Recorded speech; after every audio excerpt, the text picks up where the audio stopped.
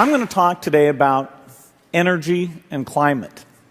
And that might seem a bit surprising because पिछली video में आपने कुछ बहुत ही शॉकिंग फैक्ट्स देखे कि जुलाई 2014 को इंडिया के एनवायरनमेंट मिनिस्टर ने पार्लियामेंट में चेतावनी दी कि यूएसए के पास जो हार्प टेक्नोलॉजी है वो बहुत ही डेंजरस है। 2010 में वेनेजुएला के प्रेसिडेंट ने भी यही चेतावनी दी थी कि हार्प से अर्थक्वेक क्रिएट करे गए हैं। 2008 में रशियन गवर्नमेंट ने भी यही बोला था, हार्प एक मास डिस्ट्रक्शन का वेपन है। लेकिन हर बार किसी मिस्टीरियस रीजन से मीडिया में बात सामने नहीं आ पाई और साथ ही हमने देखा था कि हार्प टेक्नोलॉजी काम कैसे करती है और इस फील्ड के एक्सपर्ट्स का हार्प पर क्या कहना है। बहुत ही शॉकिंग खुलासे इस वीडियो में आपका इंतजार कर रहे हैं। हम जानेंगे कि क्या सच में हार्प पूरी पृथ्वी को नष्ट करने की ताकत रखता है या ये सिर्फ देशों के मिनिस्टर्स और साइंटिस्ट की कोरी कल्पना है, क्योंकि ये बातें आज 2022 में आप सभी 1.8 लाख सोल्स का जान लेना बेहद ही जरूरी हो चुका है।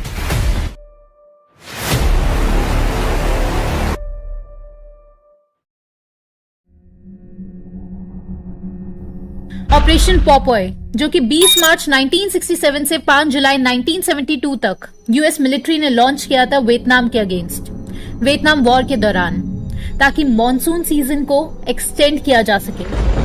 आपने सुना मैंने क्या बोला? यूएस ने वियतनाम में मॉनसून सीजन को खत्म नहीं होने दिया और बारिश आती गई, जिस वजह से लाओस में फ्लड्स आ गए। ये बात तो सिर्फ कॉन्स्पिरेसी थ्योरी है, ऐसा उस वक्त बोला गया था जैसे हर बार बोला जाता रहा है। लेकिन फाइनली ये सारी बात लीक हुई और सीआईए ने एक्सेप्ट करा कि हाँ, हमने क्लाउड सीडिंग टेक्नोलॉजी का यूज करके वियतनाम वॉर के दौरान फ्लड्स क्रिएट करे थे। तो यहाँ से आपको क्लियर हो गया होगा कि मैन मेड फ्लड्स क्रिएट करने की टेक्नोलॉजी पृथ्वी पर एटलीस्ट पिछले 50 सालों से पहले से तो एग्जिस्ट करती ही है। तो अब आप सोचो कि ये टेक्नोलॉजी आज 2022 में कहाँ तक पहुंच चुकी होगी। 2 अक्टूबर 2001, डेनिस क्यूसिनिच, ये वो इंसान है जो यूएस के प्रेसिडेंशियल इलेक्शन के 2004 और 2008 के नॉमिनी रह चुके हैं डेमोक्रेटिक पार्टी से। तो इतने बड़े इंसान ने यूएस कांग्रेस में एक बहुत ही मिस्टीरियस और शॉकिंग हाउस रेजोल्यूशन यानी बिल इंट्रोड्यूस किया, HR 2977, जिसने पूरी दुनिया का ध्यान अपनी तरफ खींच लिया, जिसमें उन्होंने स्पष्ट कहा कि यूएस को और दुनिया को केमट्रेल्स और हार्प जैसी टेक्नोलॉजीज बिल्कुल यूज नहीं करनी चाहिए, क्योंकि हार्प की मदद से क्लाइमेट चेंज तो किया ही जा सकता है, बल्कि ELF और ULF रेडिएशंस रिलीज करके ह्यूमन के माइंड को भी कंट्रोल किया जा सकता है। तो यूएस को जल्द से जल्द इन एक्सपेरिमेंट्स को बंद कर देना चाहिए। ये बिल कौन लाया है, सोनू या चिंटू? नहीं, ये बिल लाया गया है यूएस के प्रेसिडेंशियल इलेक्शन के नॉमिनी के द्वारा और बिल में हार्प जैसी टेक्नोलॉजीज की मदद से क्लाइमेट चेंज और माइंड कंट्रोल करना पॉसिबल है। ये बातें हो रही हैं, ठीक? तो अब यहाँ मैटर बहुत ही ज्यादा सीरियस हो चुका है और इस बात को इग्नोर करना बहुत ही बड़ी मूर्खता होगी। इनफैक्ट वेदर मॉडिफिकेशन बहुत सालों से चल ही रहे हैं। चाइना ने 2008 के बीजिंग ओलंपिक्स में रेन और स्मॉग को रोकने के लिए 500 solid fuel burners Tibetan plateaus के हाई स्लोप पर लगाए ताकि सिल्वर आयोडाइड एटमॉस्फेयर में फैलाए जा सके। नेचुरल रेन साइकिल को ऑल्टर करना ये खुद में ही बहुत बड़ा मुद्दा है, लेकिन यहाँ तो साथ ही एनवायरनमेंट में सिल्वर आयोडाइड के पार्टिकल्स भी स्प्रे किए जा रहे हैं। जरूर साइंटिस्ट ने अच्छे से रिसर्च करी हुई होगी कि सिल्वर आयोडाइड से ह्यूमन हेल्थ पर कोई इम्पैक्ट नहीं पड़ता, तभी तो वो ऐसा कर रहे होंगे, है ना? दुनिया के सारे नेता पागल थोड़ी है कि कोई भी केमिकल एनवायरनमेंट में स्प्रे करने की अनुमति दे देंगे, वो भी सिल्वर आयोडाइड जितना डेंजरस केमिकल, बिना टेस्टिंग के, है ना? सिल्वर आयोडाइड कितना रिस्की है ये इस वीडियो में कवर नहीं किया जा रहा है, वरना वीडियो बहुत लेंदी हो जाएगी। फिलहाल हम चाइना के एनवायरनमेंट मिनिस्टर के बयान को ही सच मान लेते हैं कि चाइना द्वारा सिल्वर आयोडाइड सेफ लिमिट्स के अंदर ही स्प्रे किया गया था। बहरहाल आपको ये क्लियर हो गया है कि रेन को बहुत सालों पहले से मॉडिफाई किया जाता आया है और इस रेन को मॉडिफाई करने की इस टेक्निक का नाम है क्लाउड सीडिंग। इनफैक्ट आपको सुनकर बहुत ही अजीब लगेगा कि 13 नवंबर 1946 यानी आज से 76 साल पहले पहली बार सक्सेसफुल क्लाउड सीडिंग की जा चुकी थी। अमेरिकन केमिस्ट विंसेंट शॉफर ने माउंट ग्रेलॉक, जो कि अमेरिका में स्थित है, उसमें स्नोफॉल क्रिएट करी। कुछ समय बीता और जिस बात का सबको डर था वही हुआ। 16 अगस्त 1952 के दिन इंग्लैंड में स्थित डेवन, यहाँ पर इतिहास की सबसे ज्यादा बारिश हुई और अचानक बहुत ही भीषण फ्लड्स आए और साल 1952 में नॉर्मल से 25,000% ज्यादा बारिश हुई। नॉर्मल से 25,000%।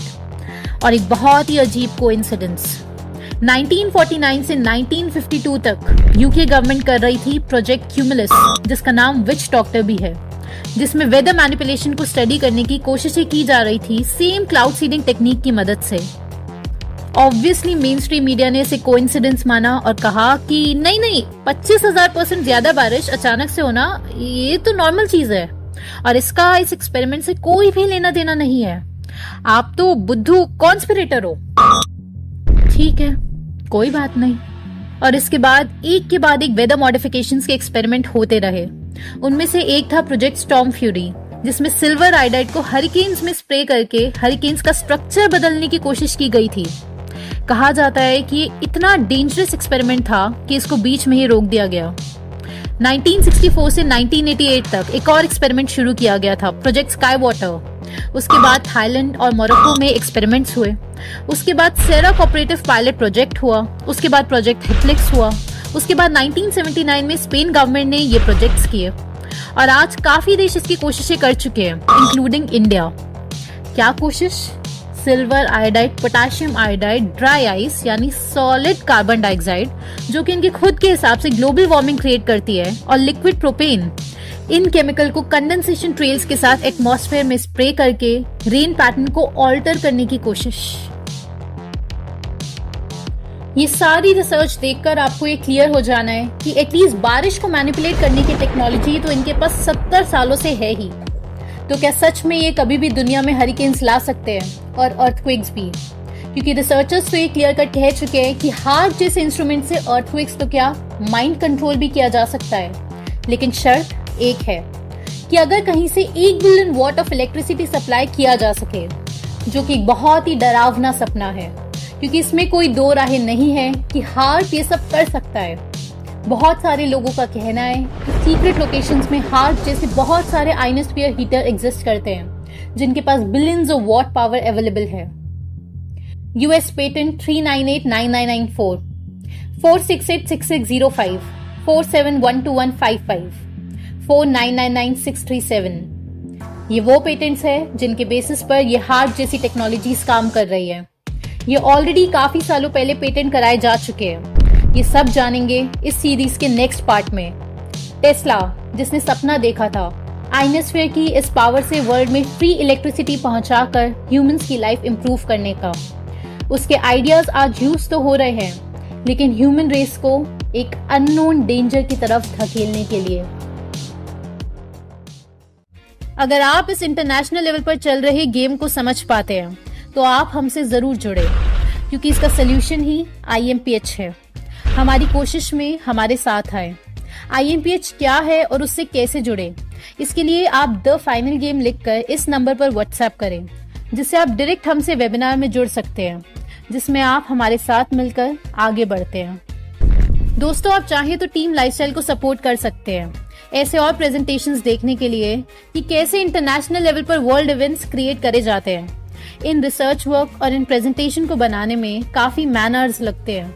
डिस्क्रिप्शन में दिए गए लिंक पर क्लिक करके आप हमें सपोर्ट कर सकते हैं, जिससे आप हमारे बेस स्टेशंस पर चल रही ट्रेनिंग का हिस्सा भी बन सकते हैं।